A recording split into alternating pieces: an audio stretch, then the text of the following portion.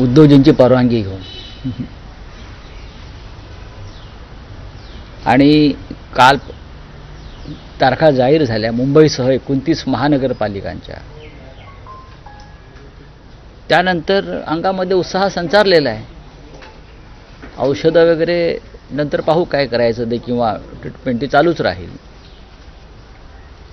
पण ही लढाई मुंबईची मराठी माणसाची शेवटची अस्मितेची आणि अस्तित्वाची लढाई असं आपण म्हटल्यावर मराठी माणूस कोणत्याही पदावर असो, कोणत्याही परिस्थितीत असो, त्यानं या लढाईमध्ये मुंबई वाचवण्यासाठी उतरायला पाहिजे